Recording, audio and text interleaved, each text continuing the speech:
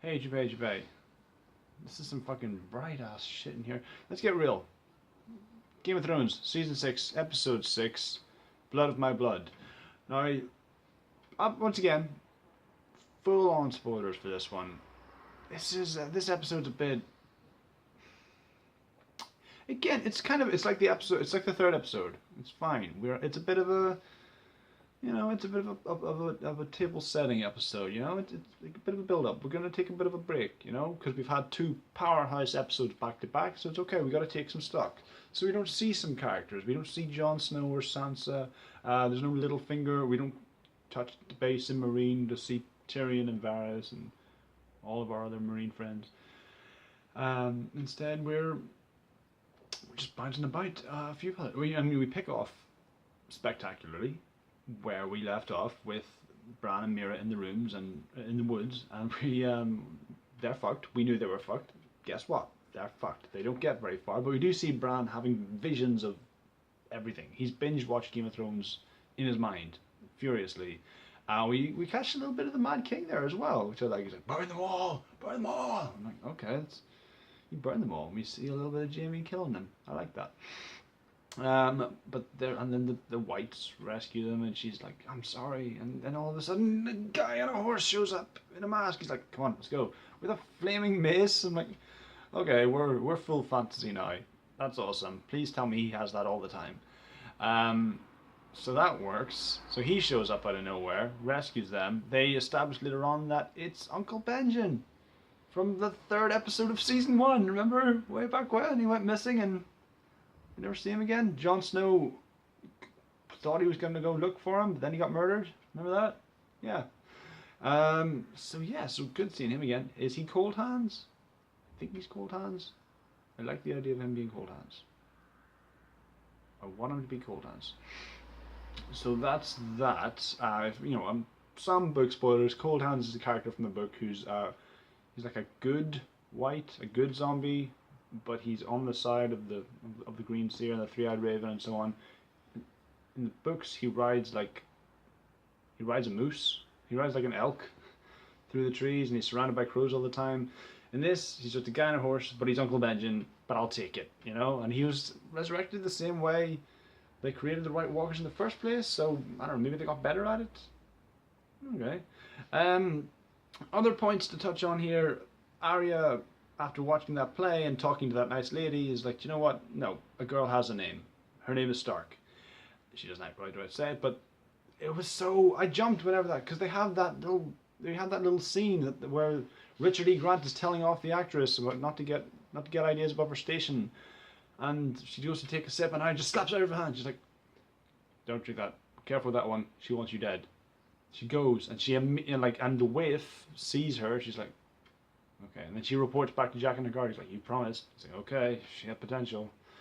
All right, just don't make her suffer."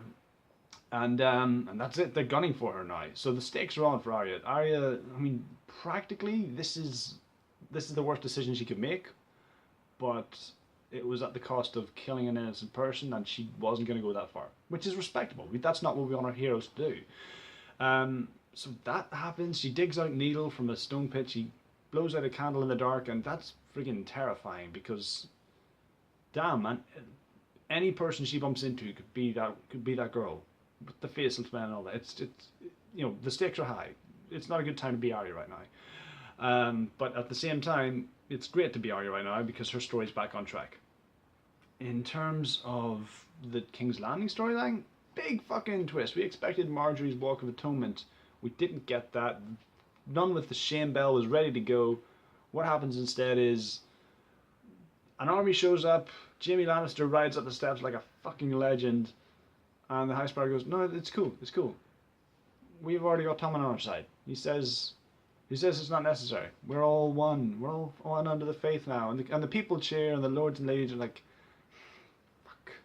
And it's so weird to see Marjorie converted, or is she converted? Is she swallowing the Kool-Aid? Has she truly converted Tom into this, or is this all just some sort of master plan of hers?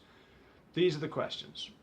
These are the questions, YouTube. I want to get to the bottom of that really soon. It's furrowing. But then Jaime gets effectively fired because he's not going to fall in line with the Holy Kingsguard or whatever the hell they are now. He's like, okay, well, fine. We've got this castle that's given us some grief. The Blackface, the one survivor of the Red Wedding, he's taking it back. Go and get it back for us because Walder Frey wants it. And we touch in on the Freys, who we haven't seen since the Red Wedding. And he's like, we're the rulers of the North now, and they're laughing at us. You got to take them down. So that's cool. So everything's moving there. So Jaime's going up there. The Freys are going back there. The Edmure Tully, the one guy who got married at the Red Wedding and sent to a dungeon, he's back there. Brienne's going down there to help them and support them. A lot of things are coalescing there. I like that. Never thought that. It sets the stage for something else, which I won't get into, but you can Google it. So let me see what else. No, again, no Sansa, no Jon. Quite light. Oh, friggin', we get to see where Sam grew up, and it's like friggin', it's like Westeros's Bel Air. It's like his mansion is amazing. We see his nice mother, we see his nice sister. They're quite forthgoing. But then over dinner we meet Randall Tarly, his dad, who's a legendary cunt. You know, he's built up as such in a way that even Tywin Lannister's like, he's a hard man. And he is. He's, you know, he's racist towards wildlings. He is just like, oh, you're not fat enough whenever Sam goes to get some more bread. And you're like, Jesus, well, here we go. And it's so weird to see Sam regress. We've seen Sam kill White Walkers. We've seen Sam stand up in battle. We've seen Sam kill Thanes. And Sam's got balls now. Sam's fucked.